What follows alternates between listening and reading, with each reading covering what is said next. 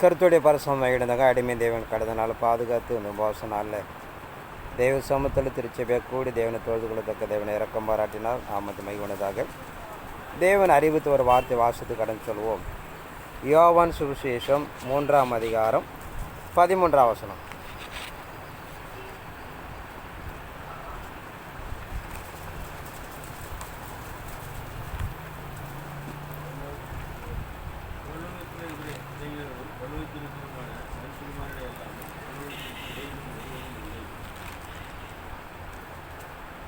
அருமருச்சகர இயேசு கிறிஸ்துடைய ஊழிய நாட்களில் தன்னை குறித்து இப்படியாக அவர் அறிவிக்கிறார். பரலோகத்திலிருந்து இறங்கினவரும் பரலோகத்திலிருந்து இருக்கிறவருமான மனுஷகுமாரன் அல்லாமல் பரலோகத்து ஏறினவன் ஒருவனும் இல்லை. இந்த சம்பவத்தை அருமை நேசர் இந்த காரியத்தை அறிவிக்கிறார். இந்த பூமியில் நல்லா கவனிக்கப்பட வேண்டும். பரலோகத்திலிருந்து இறங்கினவரும் பரலோகத்தில் இருக்கிறவருமான மனுஷகுமாரன் அல்லாமல் பரலோகத்துக்கு ஏறியவன் ஒருவனும் இல்லை. இதை என்ன சொல்கிறாங்கன்னு பார்த்தீங்கன்னா, பூமியில் இருக்கிற எந்த ஒரு மனிதனும் பரலோகம் போக முடியாது, போனது இல்லை என்று சொல்லுவார்கள். இப்படிப்பட்ட அறிவுஜீவிகளை நம்ம நிறையா பார்த்துட்ருக்குறோம். இறைமாருக்கு நமக்கு என்ன சொல்லுது என்பதை நாம் அறிந்து கொள்ளப்பட வேண்டும். பரலோகத்திலிருந்து இறங்கினவரும் பரலோகத்தில் இருக்கிறவருமான மனுஷகுமார் அல்லாமல் பரலோகத்துக்கு ஏறினு ஒருவனும் இல்லை. ஒரு சில வேதவசனம் ஆராய்ந்து பார்த்து அதன் பிறகு நாம் கடன் சொல்வோம். அதில் இந்த வார்த்தைகளுக்கு ஒரு தவறுதலாக பூமியில் பிரசங்கித்து கொண்டிருக்கிறார்கள். நாம் கொஞ்சம் தெளிவடைந்து கொள்ளப்பட வேண்டும். பரலோகத்துக்கு ஒருவரும் போக முடியாது என்று சொல்லி தவறுதலாக அப்படி சொல்லி கொண்டு இருக்கிறார்கள். நம்ம வேதாகமம் சொல்லுகிற பிரகாரம் ஆதியாகமம் 5ஆம் அதிகாரம் 21ஆம் வசனத்தை பார்க்கிறோம். ஏனோக்கு 65 வயதான போது மெத்துசலாவை பெற்றான். ஏனோக்கு மெத்துசலாவை பெற்ற பின் 300 வருஷம் தேவனோடு சஞ்சரித்து கொண்டிருந்து குமாரரையும் குமாரத்திகளை பெற்றான். ஏனோக்குடைய நாளெல்லாம் 365 வருஷம்.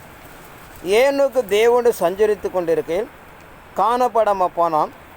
தேவன் அவனை எடுத்து கொண்டார். இறைமார்க்கு நமக்கு திருவலம் பற்றுகிற பிரகாரம் ஏனோக்கு என்கிற ஆதாண்ட 7ஆம் தலைமுறையில் காணப்பட்ட ஒரு மனிதன்.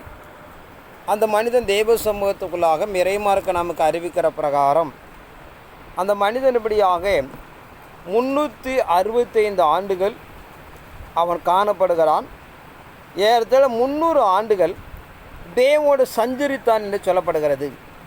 இப்படி சஞ்சரித்து கொண்டிருந்த மனிதன் அவன் வானத்துக்கு அப்படியாக தேவ சமூகத்தை எடுத்து கொள்ளப்பட்டான் என்று சொல்லப்படுவதாக பார்க்கிறோம். அதனால் வேதவசனத்தை நன்கு கவனிக்கணும். ஏனோக்கு தேவோடு சஞ்சரித்து கொண்டிருக்கையில் காணப்படாமல் போனான். தேவன் அவனை எடுத்து கொண்டார். அதில் 365 ஆண்டுகள் பிறகு அவன் வானத்துக்கு தேவன் அவனை எடுத்து கொண்டார் என்பதை நாம் பார்க்கிறோம். 2 கொரிந்தியர் 12ஆம் அதிகாரம் 1ஆம் வசனத்தோட வாசிப்போம்.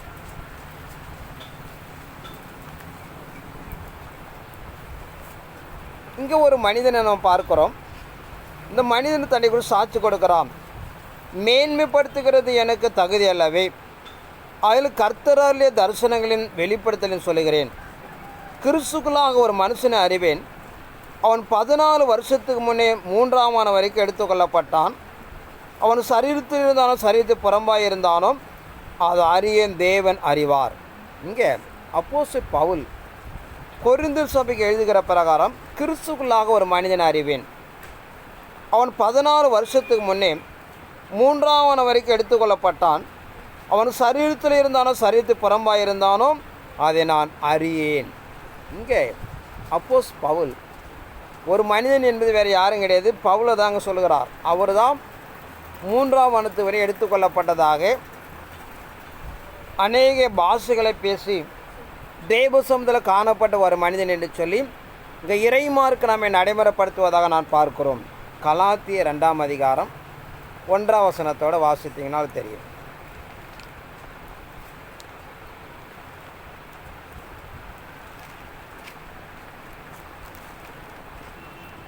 பதினாலு வருஷம் சென்ற பின்பு நான் தீத்துவை கூட்ட வேண்டிய பர்னபாவோடு கூட மறுபடியும் எருசலேமுக்கு போனேன். அதனால் அந்த 14 வருஷம் என்பது பவுல் தான் ஊழியம் செய்ததான் சொல்லுகிறார். 14 வருஷத்து சென்ற பின்பு நான் தீத்துவை கூட்டி கொண்ட பர்னபாவுடனே மறுபடியும் எருசலேமுக்கு போனேன் என்று சொல்லி. அதனால் 14 வருடத்துக்கு முன்னாடியே பவுல் தான் ஊழியத்தை நிறைய அனுபவங்கள் அடைந்திருக்கிறார். அதன் அடிப்படைக்குள்ள தான் அவர் சொல்லுகிறார், நான் 14 வருஷத்துக்கு முன்பாக ஒரு மனிதனை அறிவேன். அவன் 3ஆம் ஆண்டு வரைக்கும் எடுத்துக்கொள்ளப்பட்டான்.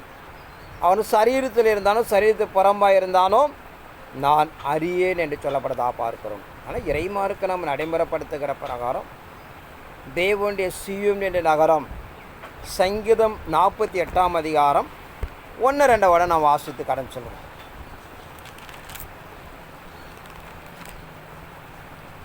கர்த்தர் பெரியவர், அவர் தமது தேவனுடைய நகரத்திலும் தமது பரிசுத்த பருவத்திலும் மிகவும் துதிக்கப்படத்தக்கவர்.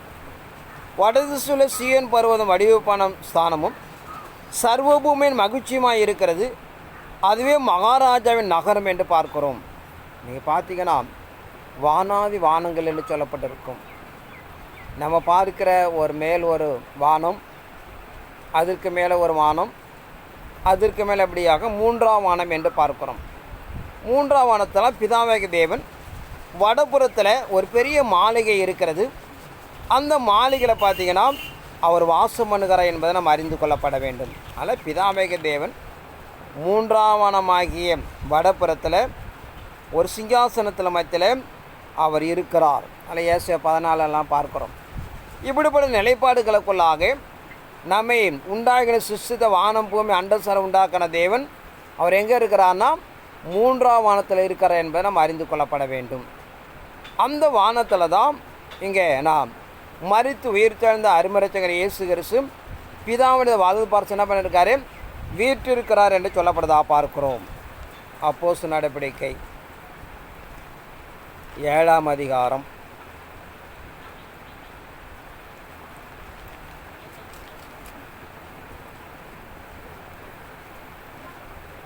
ஸ்தேவான் என்கிற ஒரு மனிதனை பார்க்கிறோம். அவன் இயேசு கிறிஸ்து குறித்து சாட்சி கொடுக்கப்படும் போது 53 பார்க்கிறோம். தேவதூதரை கொண்டு நீங்கள் நியாயப்பிரமாணத்தை பெற்றிருந்தும் அதை கை கொள்ளாமல் போனீர்கள் என்றான். இவைகளை அவர்கள் கேட்டபொழுது மூர்க்கமடைந்து அவனை பார்த்து பல்லை கடித்தார்கள். அவன் பரிசுத்தாவினால் நிறைந்தவனாய் வானத்தை அண்ணாந்து பார்த்து தேவனுடைய மகிமையும் தேவனுடைய வலதுபார்ச இயேசுவான் வீட்டிருக்கிறதை கண்டு அதோ வானங்கள் திறந்திருக்கிறதையும் மனுஷகமாக தேவனுடைய வலதுபார்சம் இருக்கிறதையும் காண்கிறேன் என்றார். அவன் இயேசு கிறிஸ்துவை பிரசங்கிக்கிற நாட்களில் அங்கே இருக்கிற யூத ஜனங்களெல்லாம் அவனை கொலை செய்வதற்கு கடந்து போகிறார்கள். நீங்கள் இதை பார்த்தீங்கன்னா 1 பேதுரு 3:22, ரோமர் 8:34 அந்த சம்பவம் சொல்லப்பட்டிருக்கிறது. அவர் 3ஆம் வானத்தில் பிதாவுடைய வாழ்ந்து பார்த்து என்ன பண்ணியிருக்கிறாரு, அவர் வீற்றிருக்கிறார் என்று சொல்லி. அதில் இறைசன்னிதானம் நமக்கு நடைமுறைப்படுத்துகிற பிரகாரம் சேவன் ஆவிக்குள்ளாக கடந்து போகிறார். அப்போ வானத்தில் ஒரு சிங்காசனம் இருப்பதாக அதை வலதுபுறத்தை இயேசுவானபடியாக நிற்கிறதை காண்கிறேன் என்று சொல்லுகிறார். இப்படிப்பட்ட தெய்வ சன்னிதானத்துக்குள்ளாக 3ஆம் வானத்துக்கு எடுத்துக்கொள்ளப்பட்ட இயேசு கிறிஸ்து பிதாவுடைய வலது பாசம் என்ன பண்ணியிருக்காரு, அவர் வீற்றிருக்கார் என்பதை நாம் அறிந்து கொள்கிறோம். தொடர்ந்து வாசிப்போம். 2 ராஜாக்கள் 2ஆம் அதிகாரம் 11 வாசிப்போம்.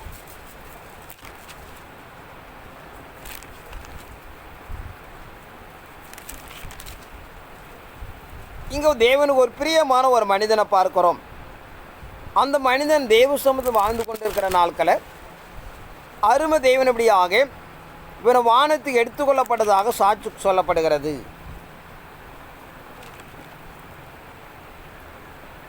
அவர்கள் பேசிக்கொண்டு நடந்து போகையில் இதோ அக்கினிநாதமும் அக்கினி குதிரைகளும் அவர்கள் நடுவாக வந்து 20 பிரித்தது. எலியா சோதுக்காற்றின பரலோகத்திற்கு ஏறி போனான். அதை எலிசா கண்டு, என் தகப்பனே இஸ்ரவேலுக்கு ரதமும் குதிரை வீரமாய் இருந்தவரே என்னை புலம்பினான். அவனை அப்போது காணாமல் தான் வஸ்திரத்தை பிடித்து 2 துண்டாக கிழித்தான். அவன் பின்பு எலியாவின் மேல் இருந்த கீழே விழுந்த சால்வை எடுத்து அவன் திரும்பி போய் யோர்தானுக்கரை நின்றான். எலியா தேவன் வானத்தில் எடுத்துக்கொள்ளப்படுகிறார். அப்போ அங்கே இருக்கிற எலிசாவுக்கு தெரிகிறது, 50 தீர்க்கதரிசிகள் தெரியுது. அது சொல்லப்பட வந்து 3 இடங்களுக்கு ஒரு கடந்து போகிறார். இது குறித்து நான் நிறைய பிரசங்கித்திருக்கிறோம். பெத்தேல் இருந்து எரிகோவுக்கு போகிறார்கள். எரிகர் வந்து யோர்தானுக்கு போகிறார்கள். யோர்தானில் இருக்கும்போது என்ன பண்ணாங்கன்னு பார்த்தீங்கன்னா, தேவன் அவனை வானத்துக்கு எடுத்துக்கொள்ளப்படுகிறார். ஒரு சுழல் காற்று உண்டாகிறது. எலியாவும் எலிசாவை 2 பிரிக்கிறது. பிரித்து அவன் வானத்துக்கு எடுத்துக்கொள்ளப்படுகிறான் என்று பார்க்கிறோம். இப்போ இறைமார்க்கம் என்பது நீங்கள் புரிந்து கொள்ளப்பட வேண்டும். அங்கே சொல்லுகிற வசனம் பார்த்தீங்கன்னா, இயேசுவே சொல்லுகிறார், பரலோகத்திலிருந்து இறங்கினவரும் பரலோகத்தில் இருக்கிறமான இயேசு இல்லாமல் ஒருவனும் போனதல்ல. அங்கே என்ன சொல்லுறான்னு புரிஞ்சு கொள்ளப்பட வேண்டும். பரலோகத்திலிருந்து இறங்கினவரும் பரலோகத்துக்கு கடந்து போனவர் என்று சொல்லி இங்கே சொல்லப்படுகிற ஏனோக்கு, எலிசா, எலியா, அப்போஸ் பவுலாம் பூமியிலிருந்து பிறந்தவர்கள். அதான் முக்கியம். அங்கே சொல்கிற வசனம் தான். அங்கே இயேசு என்ன சொல்லார்பானா, பரலோகத்திலிருந்து இறங்கினவரும் பரலோகத்திற்கு கடந்து போனவரும் மனுஷகுமாரன் அல்லாமல் ஒருவன் அல்ல. பாக்கி பரலோகத்துக்கு போன மனிதெல்லாம் பார்த்தீங்கன்னா பூமியில் பிறந்தவர்கள். அதான் முக்கியம். அதான் அந்த கருப்பொருள் அங்கே சொல்கிறார். இது என்னன்னு தெரிஞ்சுக்காமல் பரலோகத்துக்கு வரதான் போக மாட்டேன் மாட்டான்னு சொல்லி என்ன பண்ணிட்டுருக்கானுங்க, நம்ம ஆளுக்கு புலம்பிகிட்டு இருப்பாங்க. அங்கே சொல்லுகிற கருத்து என்னான்னு பார்த்தீங்கன்னா, பரலோகத்திலிருந்து இறங்கினவரும் பரலோகத்தில் இருக்கிறவருமான இயேசு இல்லாமல் ஒருவனும் அல்ல. பாக்கி ஏனோக்கு, எலியா, அப்போஸ் பவுலாம் பார்த்தீங்கன்னா பூமியிலிருந்து பிறந்தவர்கள். ஆனால் இயேசுக்கு தாங்க சொல்கிற வார்த்தை என்னென்னு பார்த்தா, பரலோகத்திலிருந்து இறங்கினவரும். பரலோகத்திலேருந்து அது மனிதனாக தான் பார்க்கணும். இப்போ தேவகுமாரில் தேவனுடைய தூதரெலாம் நிறையா வராங்க, அவங்களால சொல்லலை, மனுஷனை சொல்லுகிறார். மனிதன் என்று பேர் கொண்ட ஒருவன் பரலோகத்தில் யாரும் இறங்கினது அல்ல. நான் மாத்திரம் பரலோகத்தில் இறங்கி வந்து மீண்டும் பரலோகம் கடந்து போய் என்ன பண்ணியிருக்கிறேன், பிதாவுடைய வலது பாசம் வீற்றிருக்கிறேன். ஆனால் இறைமார்க்க நடைமுறைப்படுத்துகிற பிரகாரம் இப்போ நாங்கள்லாம் பார்த்தீங்கன்னா 2-3 நட போயிருக்கிறோம். நிறைய மனிதர்கள் போனதாக சொல்லுவார்கள். ஒரு முறை பரலோகத்துக்கு நான் கூட ஒரு சகோதரர் 2 பேரும் போகிறோம். போய் பார்த்தீங்கன்னா அங்கே ஒரு பெரிய மாளிகை, அதில் எங்களுக்கு ரூம் கொடுத்துருக்குறாங்க. அதில் உட்காந்துருக்குறோம். அதில் பார்த்தீங்கன்னா எல்லாம் அது ஒரு நல்ல ஒரு பெரிய மெத்தை கிடக்கிறது. அதில் உட்காந்துருக்குறோம். அதில் பார்த்திங்கன்னா அந்த செவ்வூர்லாம் பார்த்திங்கன்னா நம்ம சொல்கிற போல் அங்கே அந்த பவுனால் தான் முலாம் பூசியிருப்பாங்க. நம்ம சுண்ணாம்பு எப்படி அடிக்கிறோமோ அதுபோல் பவுனால் தான் முலாம் பூசியிருக்கிறாங்க. அங்கே மெத்தில் இருக்கிற அந்த பெட்ஜெட்லாம் பார்த்திங்கன்னா எல்லாம் பல மின்னுது. அங்கே 2 குழந்தை விளையாண்டுட்டுருக்கு. அப்போ தேவன் சொல்லுகிறார், இது வந்து தேவனுடைய பிள்ளைங்க, 2 குழந்தையும் கடவுளுடைய பிள்ளைங்க அப்படின்னு சொல்லிட்டு. இப்போ கடவுளுக்கு மனைவி இருக்கும்ல, மனைவி தானே பிள்ளை வர முடியும். அப்போ கடவுளோட மனைவி எங்கன்னு சொல்லி நான் எட்டி பார்க்குறேன். ஏன்னா அந்த வீட்டுக்குள்ளே தானே இருக்கணும் அப்படின்னு சொல்லிட்டு. அந்த வீட்டை பார்த்தீங்கன்னா பெரிய பல அறைகளுக்கு பெரிய ஹால். அப்போ கடவுள் சொன்னார், பூமியில் போய் மனைவி என்ன பண்ணேன், ஆயத்தப்படுத்து அப்படின்னு சொன்னார். இப்படிப்பட்ட இறைமார்க்க நடைமுறைப்படுத்துகிற பிரகாரம் அவருக்கு மனைவி என்பது தன் கடைசி கால மனவாட்டி தான் கிறிஸ்துக்கு மனைவி. 2 பிள்ளைகளை பெற்று போட்டிருக்கிறார். அதுதான் கடைசி கால 2 தீர்க்கதரிசிகள். நீங்கள் போய் என்ன பண்ண, மனைவியை ஆயத்தப்படுத்து என்று சொல்லி அனுப்பிவிட்டார். இது ஒரு முறை. இப்படி நிறைய முறை இருக்குது. இன்னும் ஒரு முறை மட்டும் சொல்கிறேன்.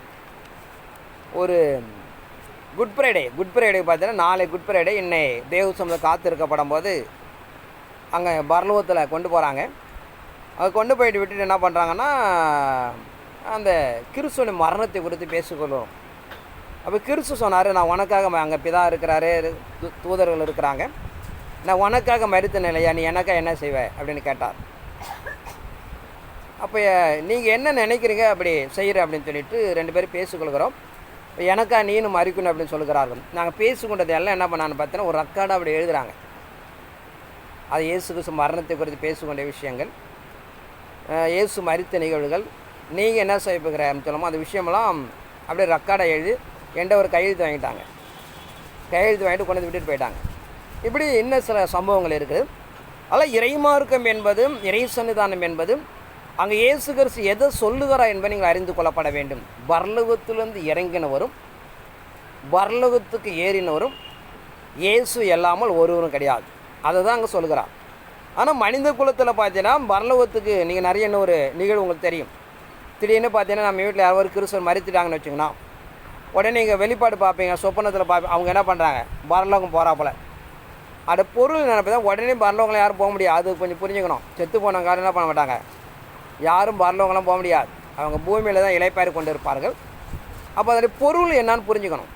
அப்போ என்னான்னு பார்த்தீங்கன்னா, ஒரு மரித்து போன தெய்வ பிள்ளை அவங்க பரலோகத்துக்கு தகுதி ஆகிட்டாங்க என்பதுக்கு ஒரு அர்த்தம்.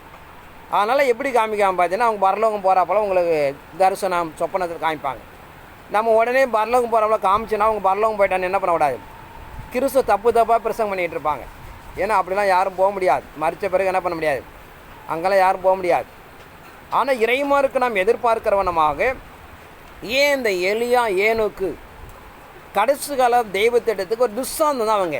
ஏன்னா நீங்கள் எந்த ஒரு விஷயம் பார்த்தீங்கன்னா 2-3 பேர் சாட்சிகளினாலே ஒரு காரியத்தை நிலைவரப்படுத்துங்க என்று சொல்லப்படுது.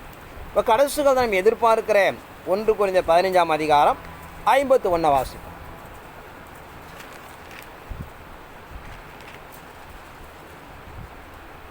இதோ ஒரு ரகசியத்தை உங்களை அறிவிக்கிறேன். நாம் எல்லாரும் நித்திரை அடைவதில்லை. ஆகிகளுக்கு கடைசியாக காலம் துணிக்கும் போது ஒரு நிமிஷத்தில் ஒரு இமைப்பொழுதில் நாமெல்லாம் மறுவாக்கப்படுவோம்.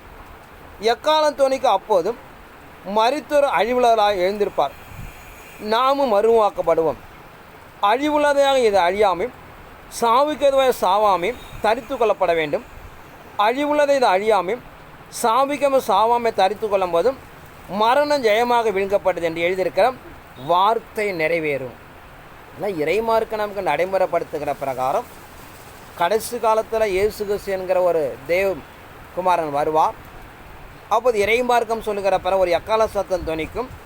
முதலாவது மரித்தோர்கள் உயிரடைவார்கள். 2வது உயிரோடுக்கு நாம் எதிர்கொண்டு போய் வெளிப்படுத்த 19:7 சொல்லுகிற பிரகாரம் ஒரு கல்யாணம் மதிய வானத்தை நடக்கிறது. இப்படிப்பட்ட இறைமார்க்க நமக்கு நடைமுறைப்படுத்துகிற மரித்தவர்களும் உயிரோடு இருக்கிறவர்கள் என்ன பண்ணலான்னு பார்த்தீங்கன்னா ஒரு மறுரூபத்தை அடைகிறார்கள். அவர் மத்திய வானத்தை கடந்து போவார் என்று சொல்லப்படுறதுனாலே அதை துஸ்தாந்தமாக தான் ஏனுக்கு எலியாவை என்ன பண்ணாங்க, வானத்துக்கு எடுத்துக்கொள்ளப்படுறதாக நமக்கு வேதத்தில் எழுதப்பட்டிருக்கிறது. இன்னும் எத்தனை பேர்லாம் போயிருப்பாங்க என்பது நமக்கு தெரியல. நமக்கு எழுதப்பட்டிருக்கும் நிகழ்வு மனிதன் மரித்த பிறகு அல்லது மரணத்து உயிர்த்தெழுக்குள்ள வானத்துக்கு எடுத்து போகலாம் என்பதை மாத்திரம் நம்ம அறிந்து கொள்ளப்பட வேண்டும். அதே மையமாக தான் இந்த 2 சாட்சிகளாக எழுதி வைத்திருக்கிறார். ஆனால் இறைமாருக்கு நம்ம அறிவிக்கிற பிரகாரம் வேதத்தோட நிஜங்கள் எல்லாம் புரிந்து கொள்ளப்பட வேண்டும். அங்கே என்ன எழுதியிருக்காலும் முக்கியம். இன்றைக்கி வேதத்தின் மகத்துவம் தெரியாமல் தான் சிந்தைக்கு தகுந்த போலலாம் பிரசங்கிக்கிறாங்க. ஒரு பக்கம் போகக்கூடாதுன்னு சொல்லிவிட்டு போக முடியாதுன்னு சொல்லிட்டு ஒரு போனதாக எழுதுனா அது என்ன வேதமாக சொல்லுங்கள். இப்போ என்ன கருப்பொருள் இருக்குன்னு நம்ம ஆராயணும். ஒரு இடத்துல இங்கே இயேசு அப்படி சொல்லுகிறாருன்னா இன்னொரு இடத்துல போனதாக இருக்கிறது எப்படி முரண்பாடாக வேதம் இருக்குது என்பது சிந்திக்கிறது கிடையாது. அறிவில்லாதத்தனமாக இன்றைக்கி பிரசங்கிக்க ஆரம்பிச்சிடறாங்க. ஆனால் இறைமாருக்கு நம்ம சொல்லுகிற பிரகாரம் நம்ம இந்த வேதத்தை வச்சு தான் சொல்கிறோம். அப்படி சொல்கிறவங்க வேறு எங்கேருந்துலாம் சொல்லலை, கற்பனைலாம் சொல்லலை. நம்ம கையில் இருக்கிற வேதத்தை வைத்து தான் சொல்லுகிறார்கள். ஏனோக்கு 300 ஆண்டுக்கு தேவனை சஞ்சரித்தான். அவன் 7ஆம் தலைமுறையில் பிறந்தவன். அவன் வானத்துக்கு எடுத்து கொள்ளப்பட்டான் என்று பார்க்கிறோம். அந்த 7 என்பது நமக்கு தெரியும். அதேவேளை 7ஆம் நாளாகிய ஒரு நாள் 1000 ஆண்டு, 7ஆம் நாட்களாகிய மனிதர்கள் கடைசி காலத்தபடியாக உயிரடைவார் என்று சொல்லப்பட்டதாக பார்க்கிறோம். இன்னும் ஒரு சில வார்த்தையை வாசிப்போம். வெளிப்படுத்தின விசேஷம் 2ஆம் அதிகாரம் 7ஆம் வசனத்தை வாசிப்போம்.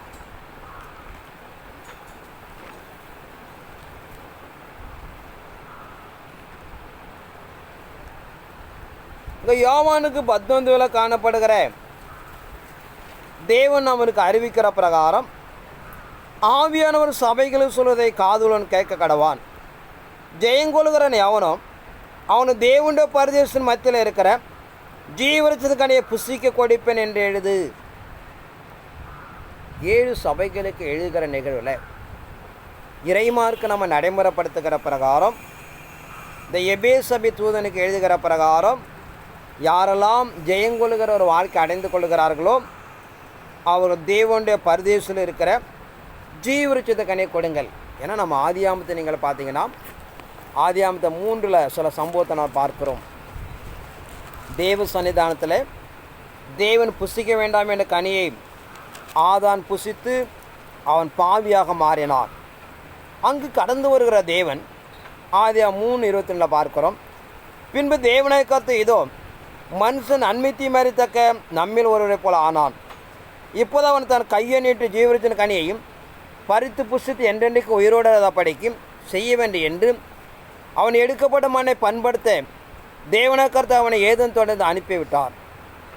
அவர் மனுஷனை துரத்தி விட்டு ஜீவரித்து போகும் வழியை காவல் செய்து ஏதன் தொடர்ந்து கிடைக்கும் கேருப்பினங்களை வீசுகொண்டு சுடலை பட்டயத்தையும் காவல் வைத்தார். இங்கே நாம் இறைமார்க்கத்தில் பார்க்கிற பிரகாரம் நன்மை தீமறித்த கனி புசித்தால் அவன் ஒரு நாளுக்குள்ளாக மரணம் அடைவான். மீண்டும் ஜீவரிசத்தை கொடுத்தால் அவன் மரணத்திலிருந்து என்ன பண்ணிடுவான்? ஜெயம் அடைந்து விடுவான். அதில் காலத்து முன்பு செய்து பாவியான மனிதன் மீண்டும் அந்த ஜீவரிசத்தை பறித்து புசித்துட்டான், அவன் மரணம் இல்லாமல் போயிடுவான். ஆனாலும் அவன் பாவியாகவே அவன் சந்ததி காணப்படும். அதனால் இறைமார்க்க அவங்க சொல்லுகிற பிரகாரம் அவனை ஏதோ தொடர்ந்து என்ன பண்ணுறாரு? விரட்டி விட்டுட்டார். கேருப்பின்களையும் சுடலைப்பட்டதை அங்கே காவல் போட்டுட்டார். இல்லை கடைசி காலத்தில் யாரெல்லாம் மரணத்தை ஜெயிக்கிறார்களோ தேவனுடைய பரதேசில் இருக்கிற ஜீவரிச்சத்தை கண் என்ன பண்ணோம்? அவனுக்கு ஒன்று கொடுத்தாதான் அவன் மீண்டும் அழியாமை அடைய முடியும். இப்போ இறைமார்க்கு அங்கே சொல்லப்படுகிற பரதேசி என்று பார்த்திங்கன்னா இலைப்பாறக்கூடிய ஒரு இடம். நாம் இறைமார்க்கம் எதிர்பார்க்கிற எங்கெல்லாம் இலைப்பாறக்கூடிய ஒரு இடம் இருக்கோ அது பரதேசி என்று அர்த்தம். மேலே வானத்தில் அப்படியாக பரதேசிங்கிற ஒரு இடம், இலைப்பாறக்கூடிய ஒரு இடம் இருக்கிறது. அங்கே தான் அந்த கனியை கொண்டு வந்து வச்சுருக்கிறாங்க. ஏன்னா நீங்கள் பார்த்தீங்கன்னா நோவா நாளுக்கு ஒரு பெரிய வெள்ளம் உண்டாகிறது. இப்போ அந்த வெள்ளத்தில் பூமியில் இருக்கிற எல்லாம் என்ன பண்ணுது? அழிஞ்சு போடும் இல்லையா? அப்போ இந்த ஜீவரிச்சு அழிஞ்சு போய்டும் என்பதனால அதை தேவனுடைய பரதேசத்தில் கொண்டு என்ன பண்ணியிருக்கிறாங்க? அதை வைத்திருக்கிறார்கள். நீங்கள் மரங்களை நீங்கள் பார்த்தீங்கன்னா சில மரங்கள் 2000-3000 ஆண்டுகளும் இன்ன வரைக்கும் இருக்குது. நீங்கள் எருசலேமுக்கு போனீங்கன்னா அந்த ஒலிவ மரங்கள், ஒரு சில மரங்கள்லாம் பார்த்திங்கன்னா பல இயேசு கிறிஸ்து வாழ்ந்த காலத்தில் இன்னும் இருக்குது. அப்படிப்பட்ட மரங்கள்லாம் 1000 ஆண்டுகள்லாம் உயிரோடு இருப்பதெல்லாம் நம்ம பார்க்குறோம். ஆனால் அங்கே கொண்டு போய் தேவன் பார்த்திங்கன்னா அதை வைத்திருக்கிறார்.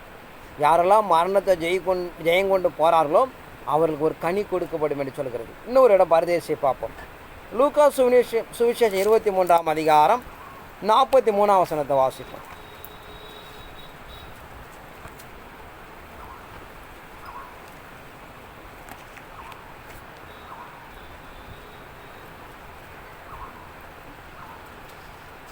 இங்கே அருமரிச்சகர இயேசு கிறிஸ்து தாம் மரணமடைகிற நாட்களில் அருகாமையில் இருக்கிற ஒரு சீசன் கேட்கிறார். 23 அதிகாரம் 41 நாமே நியாயப்படி தண்டிக்கப்படுகிறோம், நாம் நடப்பித்த வேலைக்கு தக்க பலனை அடைகிறோம், இவரோ தகாதவை ஒன்று நடப்பிக்கவில்லை என்று அவனை கடிந்து கொண்டு இயேசு நோய்க்கு ஆண்டவரே, நீர் உம்முடைய ராஜ்யத்தில் வரும்போது அடியவனை நினைத்தருளும் என்றார். இயேசு அவனை நோக்கி, இன்றைக்கு நீ என்னோட கூட பரதேசில் இருப்பாய் என்று மெய்யாக இவனுக்கு சொல்லுகிறேன் என்றார். அருமரிச்சகர் இயேசு கிறிஸ்து பார்த்திங்கன்னா அவர் மரித்து 3ஆம் நாள் தான் உயிரடைகிறார். ஆனால் இறைமார்க்கு நாம் சொல்லுகிற பிரகாரம் அருமரிச்சகர் இயேசு கிறிஸ்து மரணம் அடைந்து அவர் இன்றைக்கு என்னோட என்ன பண்ணுவேன்? பரதேசில் இருப்பாய் என்று பார்க்கிறோம். இப்போ இங்கே சொல்லப்படுகிற பரதேசி எதுன்னு பார்த்திங்கன்னா ஆபிரகாம் அடியில் காணப்படுகிற சம்பவங்கள். ஏன்னா இறை சன்னிதானத்துக்குள்ளாக இயேசு கிறிஸ்து மரணத்துக்கு முன்பாக காணப்படுகிற மனிதர்கள் மரித்த பிறகு அவர்கள் நியாய தீர்ப்பு அடைகிறார்கள். அப்படிப்பட்ட நிலைகளை நாம் இறைமார்க்கம் அருமரிச்சகர் இயேசு கிறிஸ்து சொல்லுகிறார்.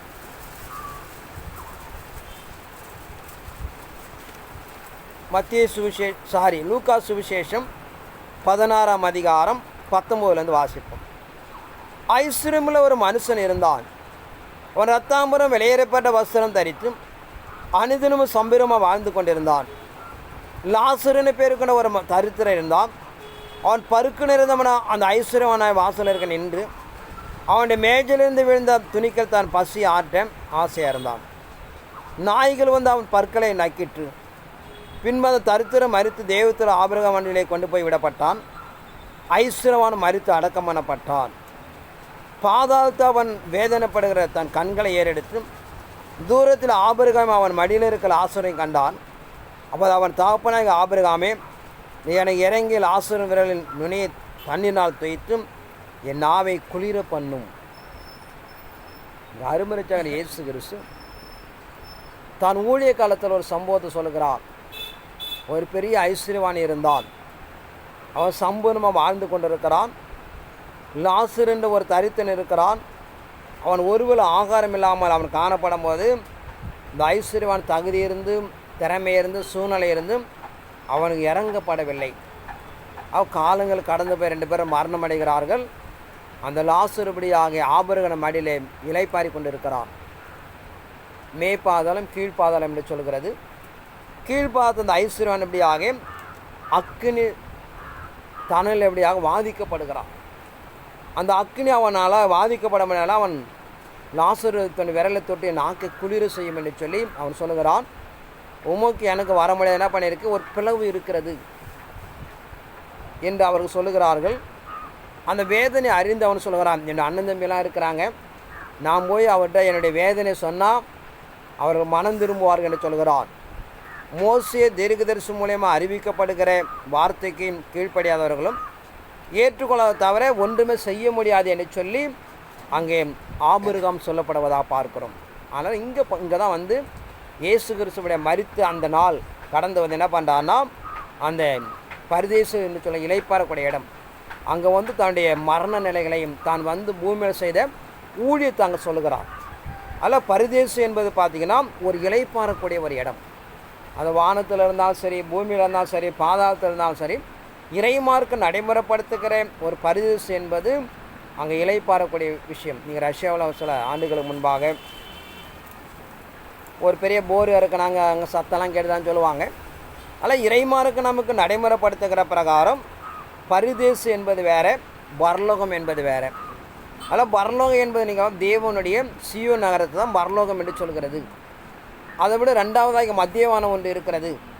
இப்படிப்பட்ட இறைமார்க்கத்துக்குள்ளாக தேவனுடைய சமூகத்தில் வானத்தில் பூமியில் பாதாளத்தில் நிறைய இளைப்பாறுதல் இடம் இருக்கிறது. இதன் நிலைகளை நம்ம அறிந்து கொள்ளப்பட வேண்டும். அதனால் ஆமாம், ஒரு மனிதன் மரித்து போனால் எங்கே போகிறான்னு பார்த்தீங்கன்னா பரதேசிக்கு தான் போவான். அப்போ இதுதான் நிலைப்பாடு அறிந்து கொள்ளப்பட வேண்டும். இப்போ பரதேசி என்பது என்னன்னு பார்த்தீங்கன்னா இளைப்பாறை கூட ஒரு இடம். அதில் வானத்தில் இருக்கலாம், பூமியில் நிறைய இடத்துல இருக்குது. நீங்கள் 1 சாமுவேல் 28ஆம் அதிகாரத்தை பார்க்குறோம். அங்கே சாமுவேல் தீர்க்கதரிசி என்ன பண்ணார், அவர் போய் இளைப்பாரி கொண்டிருந்தார் என்று பார்க்குறோம். அந்த வசனத்தோட வாசிப்போம். 1 சாமுவேல் 28ஆம் அதிகாரம்.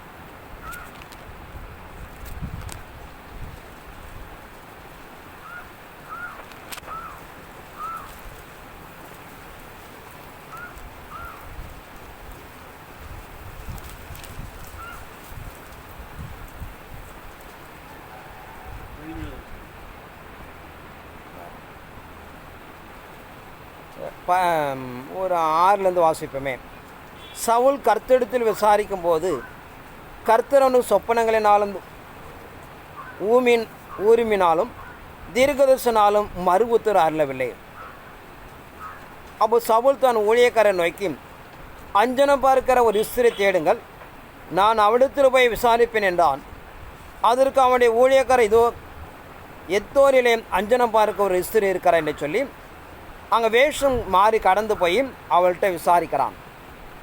என்ன கேட்குறான்னு பார்த்தீங்கன்னா, இப்போ நாட்டோட நிலை தெரியலையா, சவுலுங்கிற ஒரு மனிதன் என்ன பண்ணுறான், அஞ்சனை பகரம் கொன்று போட்டுட்டான், கொல்ல தேடிட்டு இருக்கிறான்.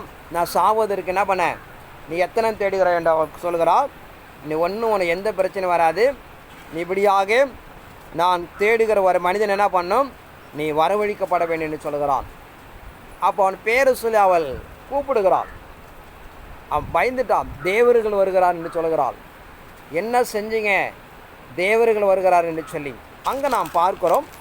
அங்கே சாமுவேல் கடந்து வந்து, நீ தேவனை விட்டு விலகினதுனாலே கர்த்தர் உன்னுடைய வேண்டுதலுக்கு செவி கொடுக்கலை, நாளை இன்று தானே என்ன பண்ணுவேன், என்னோடு கூட இளைப்பாறுவாய். இந்த இளைப்பாற இடம் வேறு.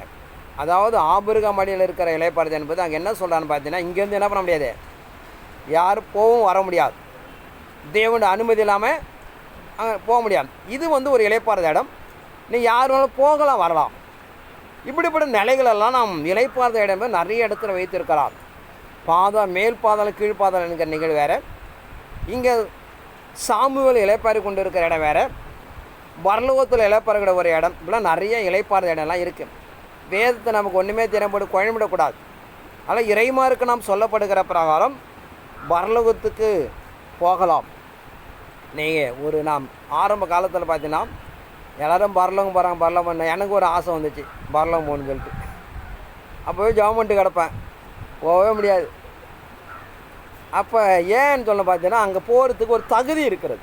ஆவிக்குள்ளாக தகுதி அடைந்த பிறகு அந்த மருவ நிலை கடந்து போனவ தான் போக முடிஞ்சு. இப்போலாம் ஈஸியாக போய்ட்டு வந்துடும், ஒன்றும் பிரச்சனை கிடையாது. அன்றைய காலத்தில் நிறைய ஜெபம் பண்ணியிருக்கிறேன். எல்லோரும் எனக்கு நிறைய சொல்லுவோம், நான் போனேன் நீ போனேன், நமக்கு ஒரு ஆசை வரும்ல பரலோகத்தில் என்ன இருக்குன்னு சொல்லிட்டு.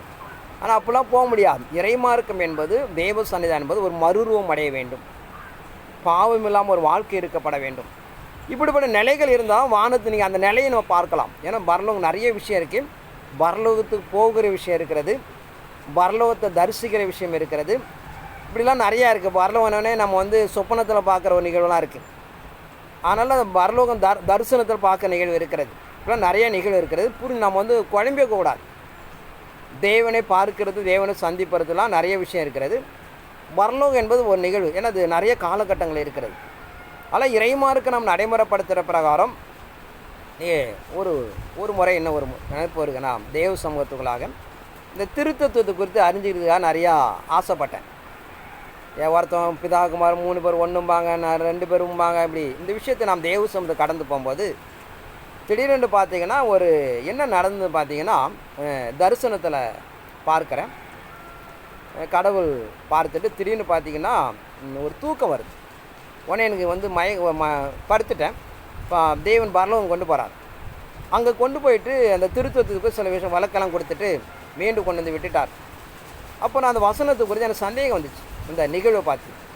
அப்போ தான் மோசேவுக்கு நடந்தது சொன்னார், மனிதன் தேவனை பார்த்தீங்கன்னா தரிசனத்தில் பார்க்கலாம், ஆனால் சொப்பனத்தில் தான் என்ன பண்ண முடியும், கடந்து போக முடியும்.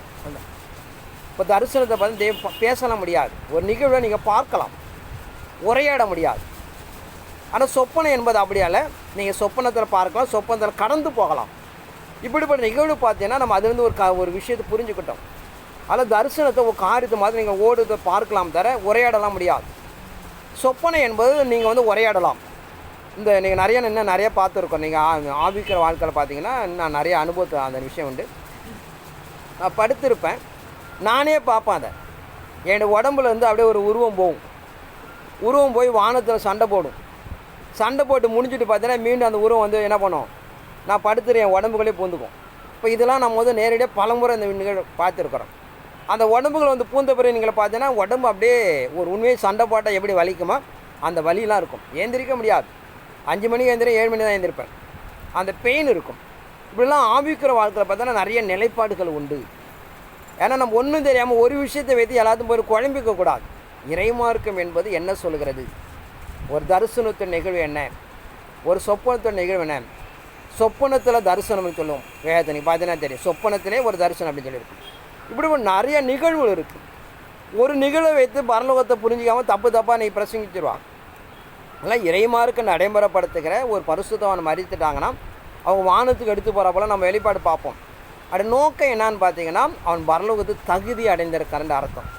உடனே ஒரு பரலோகத்துக்கு போயிட்டான்னு நம்ம பிரசவம் பண்ணிடுவாங்க நம்மளால். அதெல்லாம் அங்கெல்லாம் போக முடியாது. இறைமார்க்கம் என்பது மரித்து போன மனிதர்கள் நியாய தீர்ப்பு அடைகிற வரைக்கும் பூமிக்குள்ளே தான் இருப்பாங்க. அங்கே எதுக்காக தெய்வ தீர்மானத்துக்காக நம்ம ஏனோக்கு போல் எலியா போல் சில மனிதர்கள் எடுத்துக்கொள்ளப்படுகிறார். நான் பார்க்குறோம், நீங்கள் இயேசு கிறிஸ்து தன்னுடைய மரணம் அடைவதற்கு முன்பாக வானத்துக்கு எடுத்துக்கொள்ளப்பட்ட எலியாவும் பூமியில் மறித்த மோசையும் வருவாங்க. இதை நீங்கள் கொஞ்சம் குழப்பமாக இருக்கும். அவர் வானத்தில் இருக்கிறாரு, இவர் பூமியில் மறித்தார், எப்படி 2 பேரும் ஒன்றா வந்தாங்க அப்படிலாம் ஒரு கேள்வி வரும். ஏன்னா இறை சமூகத்தில் ஏனோக்கு எலியா எடுத்துக்கொண்டான்னு சொல்லியிருக்கு. மோசே என்ன பண்ணான்னு அவங்க வேதத்தில் தெரியல. அவர் மரித்து போன பிறகு அந்த மலையில் அடக்கம் பண்ணப்பட்டார் தான் நம்ம சொல்லுது வேதம். அதன் பிறகு அப்படி நிகழ்வு நமக்கு என்னென்னு தெரியாது. இப்படி அநேக பரிசுத்தவான்கள் வந்து தேவனுடைய ஊழியத்தை செய்வதற்காக வானத்தில் வச்சுருக்கலாம். ஏன்னா அவங்களும் பெரிய மனிதர்கள். ஊழிய பாதையில் ஒரு பெரிய மனிதன் மோசே. அவருடைய வழிநடையில் மரித்து போனதை தான் பார்க்குறோம் தவிர அதன் மாதிரி தேவனை எங்கே வைத்து நமக்கு தெரியாது. இப்படிப்பட்ட நிகழ்வுலாம் இருக்கும். ஆனால் நமக்கு தெரியாத நிகழ்வு போட்டு குழம்பிக் கொள்ளக்கூடாது. ஆனால் இறைமார்க்கு நம்ம நடைமுறைப்படுத்துகிற பிரகாரம் எலியா ஏனுக்கு எடுத்துக்கொள்ளப்பட்ட நமக்கு சாட்சி கொடுக்க காரணம் கடைசி காலத்தில் இருக்க நாம் அதை அடைய முடியும், அடையலாம் என்பதற்கு ஒரு உதாரண தத்துவம். ஏன்னா எல்லாமே சாட்சி வேணும் இல்லையா? நாம் எடுத்துக்கொள்ளப்பட வானத்திற்கு ஒரு சாட்சி வேணுமே. அதன் அடிப்படைக்குள்ள தான் தேவனங்களை அறிவித்திருக்கிறார். ஆனால் இப்படி நிறைய விஷயங்கள் இருப்பதனாலே பரதேசி என்றால் என்ன, பரலோகம் என்றால் என்ன, இலைப்பாறக்கூடிய இடம்லாம் என்ன, ஒரு மரணமடைந்த மனிதன் நாம் எங்கே இருக்கிறோம், அதான் மரணமடைந்த கிபிக்கு நம்ம எடுத்துக்கொள்ளலாம். மரணமடைந்த எந்த ஒரு மனிதனும் ஆபிரகாம் அடிக்கும் போக முடியாது, பரலோகத்துக்கும் போக முடியாது. பூமியில் தான் இலைப்பாரி கொண்டு இருப்பார்கள். ஒரு பக்கம் தேவன் தேவையாக இருந்தால் என்ன பண்ணியிருக்கலாம், பரதேசி மத்தியவானத்துக்கு எடுத்துக்கொண்டு போயிருக்கலாம். தவிர எல்லாரும் என்று நம்ம சொல்ல முடியாது. அதனால் இறைமார்க்கு நம்ம நடைமுறைப்படும். ஏன்னா இறைமார்க்கம் சொல்லுகிற பிரகாரம் அங்கே கடந்து போய் இன்னும் ஒரு வார்த்தை திடீர்னு நினைப்பு ஒரு அதுவும் வாசிச்சிருவோம். வெளிப்படுத்தின விசேஷம் 1ஆம் அதிகாரம் 1 வாசிப்போம். இது நல்ல ஒரு மறைப்பொருள். சீக்கிரத்தில் சம்பவிக்க வேண்டியவர்களை தம்முடைய ஊழியக்காரருக்கு காண்பிக்கும் பொருட்டு தேவன் இயேசு கிறிஸ்துக்கு ஒப்புவித்ததும் இவர் தம்முடைய தூதனை அனுப்பி தம்முடைய ஊழியக்காரனாகிய யோவானுக்கு வெளிப்படுத்தினமான விசேஷம். இங்கே 3 டிரான்ஸ்லேஷன் நடக்கிறது. பரலோகத்தில் இருக்கிற பிதாவுடைய ஆதீனத்தில் இருக்கிற சம்பவத்தை தேவன் யாருக்கு கொடுக்குறான்னு பார்த்தீங்கன்னா தான் வலது பாசு வீட்டில் இருக்கிற இயேசுக்கு கொடுக்குறார். இயேசு என்ன பண்ணுறான்னா தம்முடைய தூதனை அனுப்பி தம்முடைய ஊழியக்கான யோவானுக்கு அறிவி. இப்போ 2வதாக இயேசு கிறிஸ்து என்ன பண்ணுறான்னா ஒரு தூதனை அனுப்பி நீ போய் என்ன பண்ணு யோவானுக்கு அறிவி என்று சொல்கிறார். ஆனால் இறை சமூகத்தில் பரலோகத்தில் பிதாமக தேவனுக்கு அறிவிக்கப்படுகிற சம்பவம் அது இயேசு கிறிஸ்துக்கு ஒப்புவிக்கப்படுகிறது. இயேசு கிறிஸ்து என்ன பண்ணுறான்னு பார்த்தீங்கன்னா அவர் நேரம் வரல, அவருக்கு அட்ஜஸ்டன். இப்போ நீங்கள் தெரியும், இப்போ ஒரு மாவட்ட ஆட்சியாளர் இருக்கிறாரு, ஒரு காரியத்தை நடைமுறை கீழே இருக்கிற என்ன பண்ணுவாங்க, சப் கலெக்டர் தான் சொல்லுவாங்க. அவர் தான் அடுத்து என்ன பண்ணுவார், ஒவ்வொரு தாசில்தார் சொல்லுவார். இப்படி ஒரு கீழ்மட்டத்தில் இருக்கிற ஒரு விஷயத்தை தாசில்தார் கலெக்டருக்கு தெரிஞ்சாலும் ஆனால் நேரடியாக சொல்ல மாட்டாங்க. அங்கே இப்படி தான் புறமேட் பண்ணுவாங்க. தனக்கு கீழே இருக்கிற மனிதன் தான் சொல்லுவாங்க. அவர்களுக்கு கீழே இருக்கிற சொல்லி தான் அங்கே உள்ளே வரும். அதே போல் நம்ம பார்க்குறோம். வேதத்தை புரிஞ்சுக்கொள்ளணும். இதை இயேசுக்கு சொல்லிட்டாருன்னா உடனே இயேசு வந்துட மாட்டார். அவர் தனக்குள்ளே என்ன பண்ணுறாரு, கீழே இருக்க ஒரு தூதனை அனுப்பி நீ போய் அறிவி. இங்கே ஒரு சம்பவத்தை வாசிப்போம். வெளிப்படுத்தின விசேஷம் 19ஆம் அதிகாரம் பின்னும் 9ஆம் வசனம். அவன் என் நோக்கி ஆட்டுக்குடன கல்யாண விருந்துக்கு அழைக்கப்பட பாக்கியவன் என்று எழுதான். இவன் தேவனு சத்தியமான வசனம் என்று என்னோட சொன்னான். அப்போது அவனை வணங்கும்படி அவனுடைய பாதத்தில் விழுந்தேன். அவன் என்னை நோக்கி இப்படி செய்யாதபடி பார், உன்னோட இயேசுவை குறித்து சாட்சியிட்ட உன் சகோதரனு கூட நானும் ஒரு ஊழியக்காரன். தேவனை தொழுதுகொள், தீர்க்கதரிசன ஆவியாக இருக்கு என்று பார்க்கிறோம். இந்த சம்பவத்தை அறிவிக்கப்பட்ட அந்த மனிதனை பார்த்து என்ன பண்ணுறான்னா யோவான் போய் காலில் விழுகிறார். அவர் சொல்லுகிறார், நானும் உன்னை போல ஒரு மனிதன், இயேசுவோடு கூட என்ன பண்ணேன், சாட்சியிட்ட ஒரு மனிதன். அதனால் என்ன பண்ணேன், என் காலில் விழாத. இப்போ என்ன பார்த்தீங்கன்னா மனிதன் என்று சொல்லுகிறார். அப்போ இப்படிப்பட்ட தேவனுடைய திட்டத்தை நிறைவேற்றி கொடுப்பதற்காக ஒரு சில மனிதர்கள் என்ன பண்ணுறாங்க, தேவ சமூகத்தில் இருக்கிறார்கள். இன்னொரு வசனத்தோட வாசிக்கிறோம்.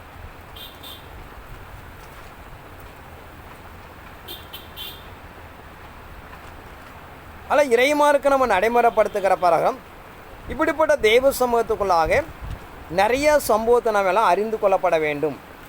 அதில் நாம் மார்க்கத்தின் நிலைகளை அறிந்து கொள்ளப்பட வேண்டும். ஒரு சில தெய்வ திட்டத்தை நிறைவேற்றி கொடுப்பதற்காக வானத்தில் ஒரு சில பரிசுத்தம் என்ன பண்ணுறாங்க, அங்கே கூட இருக்கிறார்கள். அங்கே இருந்து தெய்வ திட்டத்துக்குபடியாக அவர்கள் பணிவிடையாக அனுப்பப்படுகிறார் என்று பார்க்கிறோம்.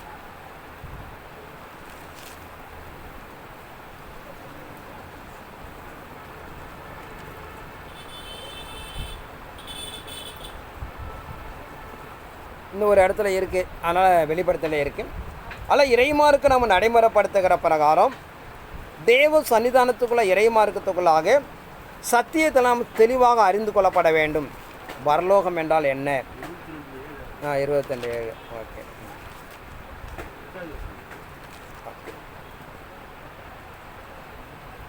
சரி வாசிங்க, வாசிங்க.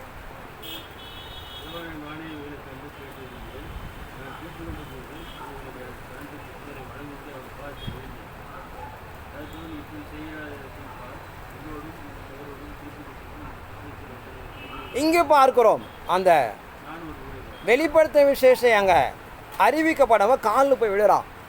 நானும் உன்னோடு ஒரு ஊழியக்காரன், என் காலிலே விழாது என்று சொல்லப்படுறதாக பார்க்கிறோம். ஆனால் இறைமாருக்கு நாம் நடைமுறைப்படுத்துகிற பிரகாரம் அங்கே சொல்லப்பட்ட கருத்து நான் பார்த்தீங்கன்னா, வானத்தில் இறங்கின ஒரு மனிதன் மீண்டும் வானத்து கடந்து போனது இயேசு மட்டும்தான். மற்ற ஏனோக்கு எலியா மற்றவெல்லாம் பூமியிலிருந்து ஒரு பெண்ணின் வயிற்றில் பிறந்தவர்கள். அதுதான் அங்கே சொல்கிறார். அது என்ன சொல்லன்னு தெரியாமல் நம்ம ஆளுங்க தப்புதவாக பிரச்சனைத்து கொண்டு இருக்கிறாங்க. ஆனால் இறைமாருக்கு நான் நடைமுறைப்படுத்தின பிரகாரம் ஆனால் நாமளே அந்த விஷயத்தை அறிந்து அனுபவித்திருப்பலாம் தைரியமாக சொல்ல முடிகிறது. வானத்துக்கு என்ன பண்ணலாம், போகலாம், போயிருக்கிறார்கள் என்ற நாம் இப்படி இறைமாருக்கு நிறைய சம்பவத்தை நம்ம அறிந்து இன்றைக்கி நிறைய கிறிஸ்துவ மதத்தை போய் பிரசங்கத்தை பண்ணி ஒன்றுமே தெரியாமல் ஜனங்களை வஞ்சித்து கொண்டு இருக்கிறோம் என்பதனாலே இப்படிப்பட்ட நிலைகளை அறிந்தும் நாம் தேவ கடந்து போடியாக தேவன் நாம் கேட்டுக்கொண்டு